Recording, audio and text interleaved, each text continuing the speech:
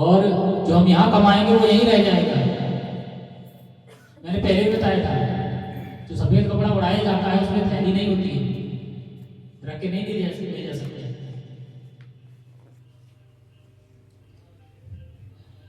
हंसी मजाक अच्छा है, लेकिन हंसी मजाक भी जरूरी है, लेकिन जो कहा जा रहा है वो आपके कल्याण के लिए कहा जा रहा है।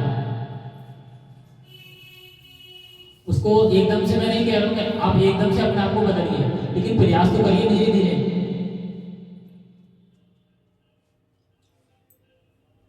जब हम प्रयास ही नहीं करेंगे तो कुछ भी कहने और करने का कोई मतलब नहीं है।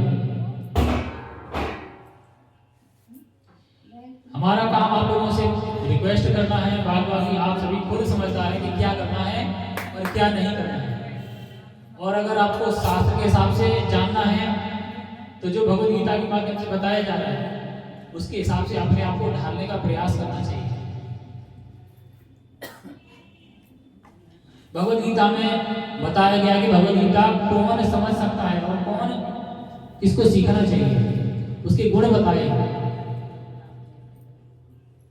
कि अर्जुन के जैसा हमें होना चाहिए। जो हमें कर्तव्य मिला है वो कर्तव्य भी करना है, भगवान का भजन भी करना है। और भगवान का भजन ऐसा वैसा नहीं करते हैं, उनके नाम की कथाएं हैं। एक बार भगवान अर्जुन जो है द्वारिकापुरी भगवान के यहाँ पर निवास करने थे।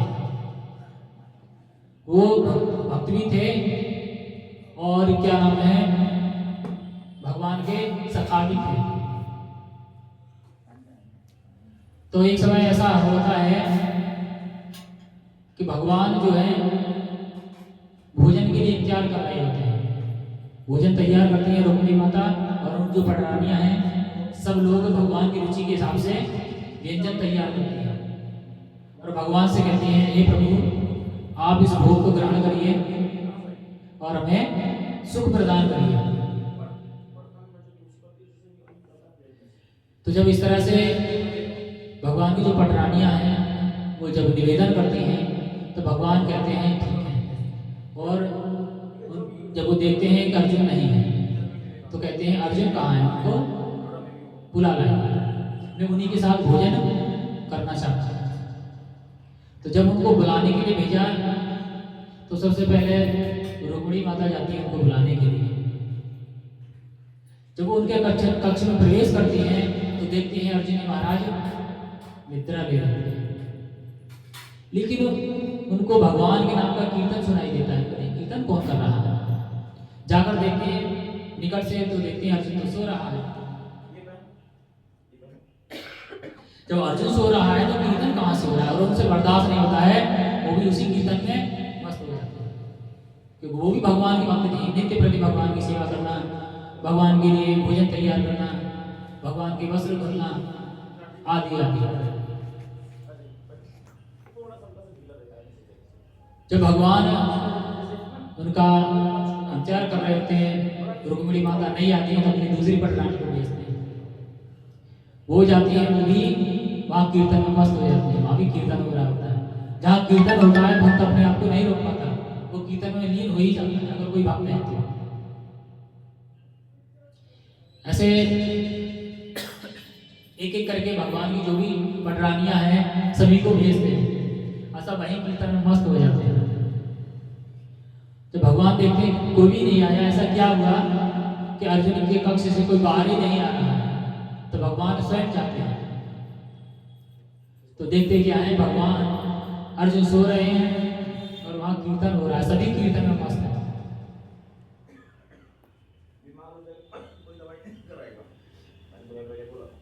तो हम वैसे भक्त तो नहीं है कि हमारा रोम रोम कीर्तन करे, लेकिन हम प्रयास कर सकते हैं। हम क्या कर सकते हैं? प्रयास कर सकते हैं। जो भी समय मिलता है थोड़ा कीर्तन करें, थोड़ा जप करें, और जो भी शास्त्रों से जो भी ज्ञान दिया जाता है, याद नहीं रहता है कोई बात नहीं, लिखना शुरू करिए। मैं देखता हूं अक्सर जो भक्त पढ़े लिखे नहीं होते उनकी स्मरण शक्ति ज्यादा तीव्र होती है, वो जल्दी याद रखते हैं। जो पढ़े लिखे होते हैं वो कहते हैं मैं लिख लूँगा, तो उनको थोड़ा उतना जल्दी याद नहीं आता, उसमें मैं भी हूँ।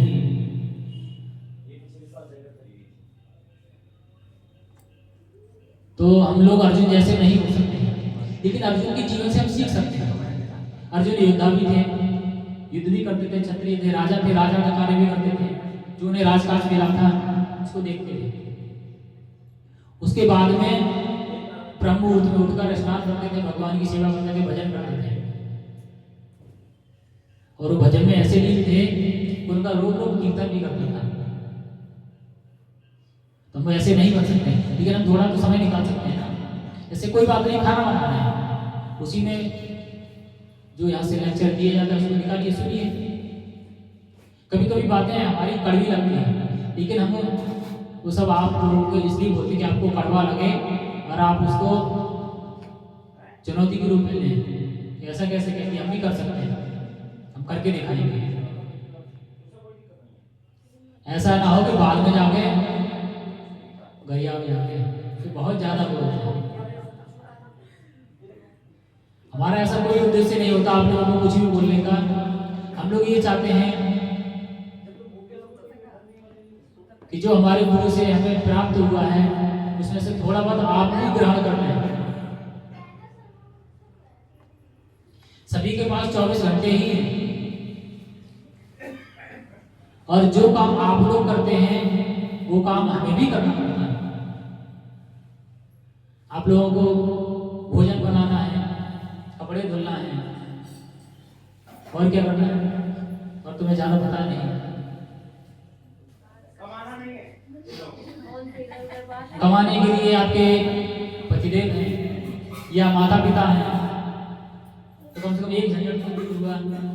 लेकिन हमारे साथ वो भी है, हमें धन का प्रबंध नहीं करना है, मंदिर से अलग जो कार्य हैं वो भी देखते हैं, और उसके साथ में जो आप लोग दिनचर्या करते हैं, भोजन बनाना, कपड़े धुलना, सुबह जल्दी से उठना, ये वो सब हम भी करते हैं। इसलिए मैं कहता हूँ कि 24 घंटे ही है सबके पास में, लेकिन हम लोग काम जो हमारा मंदिर से रिलेटेड काम है उसको प्रायोरिटी देते हैं। हम लोग आपसे ये नहीं कहते कि सब कुछ छोड़ के भगवान के भजन में लग जाओ। जैसे अर्जुन ने किया है वैसे करिए।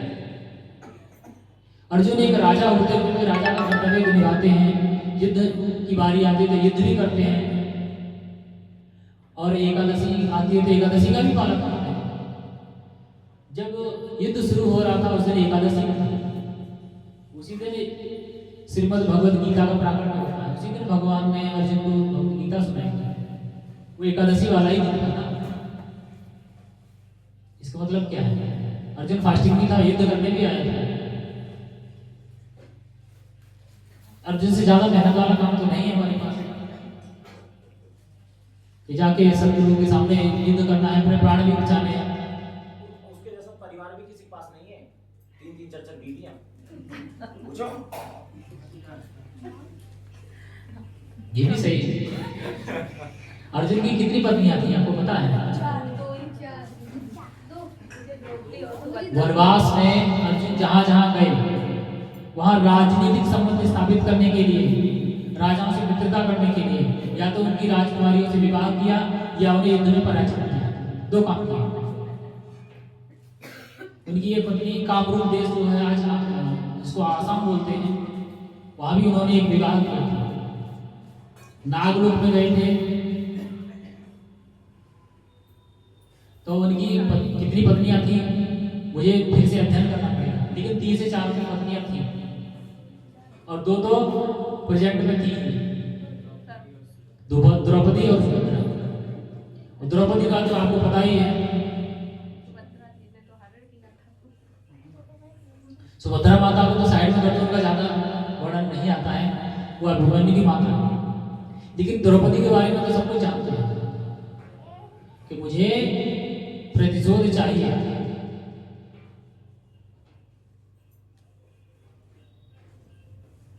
तो अर्जुन की जो धर्मपत्नी थी वो आजकल की धर्मपत्नियों से कम नहीं थी, भले ही सती थी तो क्या हुआ कि आप लोगों के होते हुए मुझे छू कैसे मिले। क्या फायदा है आपको इतना बड़ा धर्मधारी होने का? भीम को ताने देते हैं, क्या फायदा तेरे इतने बल का? ये तो वहां नपुंसक बन के बैठा था। तो पत्नियां जैसे आज हैं वैसे उस समय भी थी, कोई अंतर नहीं। तो अर्जुन उस परिस्थिति में भगवान का भजन करते थे, तो आप लोग क्यों नहीं कर सकते? द्रौपदी महारानी कैसी थी? सती थी, और भगवान को भजन भी करती थी। ऐसे नहीं भगवान को भजन नहीं करती, वही भजन करती थी। तभी तो भगवान उनको पुकारने पर प्रकट हो गए, अन्यथा भगवान के नौकर हैं, हमारे बुलाने से क्यों नहीं आते हैं?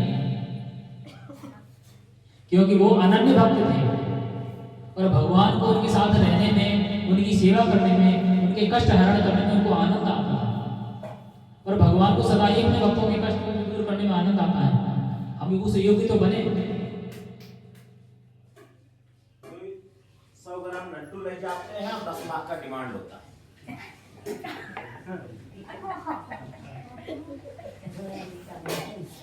तो हमें प्रयास करना चाहिए, कम से कम प्रयास करना चाहिए।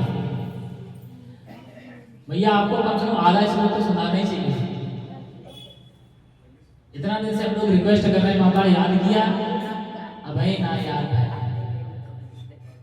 कम से कम आधा तो याद कर लीजिए, आधा सुनाइए। कमला भैया ने आधा सुनाया था पहले, उन्होंने आधा सुनाया था, प्रभु जी हमें आधा याद है। हमने कहा कोई बात नहीं, आधा सुनाइए। पहले आधा सुनाई, उसके बाद उन्होंने पूरा याद किया। अरे पढ़े लिखे ना हो, रिकॉर्डिंग लेके दे दे। कान में भी प्रॉब्लम है क्या? सुनाई, कान से सुनाई भी नहीं देता, बहाना चाहिए बस। यहाँ नहीं दिख रहा था, वही मैं कह रही हूँ, घर पर वो दिख रहा था, यहाँ नहीं। तो वही तो कह रहा हूँ कि आप लोग बहाने बनाने के लिए 50 बहाने बना सकते हैं। जो करना चाहता है उसके लिए कोई समस्या नहीं, वो कर लेता है। आप लोगों को मंदिर जाने के लिए 30 किलोमीटर नहीं जाना है। हमारे प्रभु जी 30 से 31 किलोमीटर डेली दी जाती है। 30 किलोमीटर जाना, 30 किलोमीटर आना। इसलिए केवल मंदिर जाने के लिए, भगवान का दर्शन करने के लिए, भक्तों का संग प्राप्त करने के लिए आप लोगों को 4 कदम की दूरी पे निकलना है, मंदिर में आना है। जब चीज फ्री में मिलती है ना, बिना परिश्रम के, तो उसका वैल्यू नहीं समझते हैं। कारण यही है, कुछ नहीं। तो अब आप जो लोगों की ज्यादा क्लास नहीं लगाएंगे, और आप लोगों को हमारे तरफ से जो भी शब्द कटु लगे हो या कड़वे लगे हो, हम क्षमा मांगते हैं। उसके लिए आपसे क्षमा प्रार्थना है। चलो नहीं, इसका मतलब अगर हमें भोजन में स्वाद नहीं आ रहा है, तो हमें इसका हम रोगी हैं। अगर हमें भोजन में स्वाद नहीं आ रहा है, नमक, मिर्चा, तीखा, कड़वा, अगर कोई स्वाद नहीं, इसका मतलब हमें रोग हुआ है।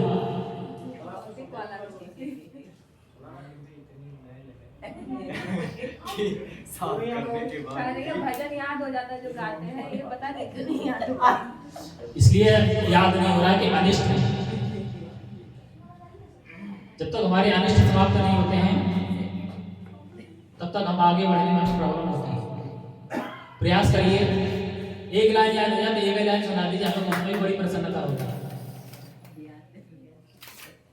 कल प्रभु जी ये कह रहे हैं, कल सुनाएंगे एक ही लाइन। अच्छा है, डेली बोला जाता है, डेली बोला जाता है। नमो विष्णु पदाय कृष्ण प्रेष्ठाय भूतले श्रीमते भक्ति वेदांत स्वामिनी इति नाम्ने। इतना ही तो याद करना है। वो 2 लाइन मैंने बता दिया, वो 1 लाइन भी याद करना चाहता था, उसमें इतना ही है। नमो विष्णु पदाय कृष्ण प्रेष्ठाय भूतले, इतना है।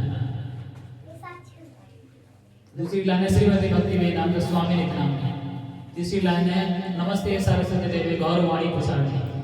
इसके बाद अगली लाइन है निर्विशेष शून्यवादी पाश्चात्य देश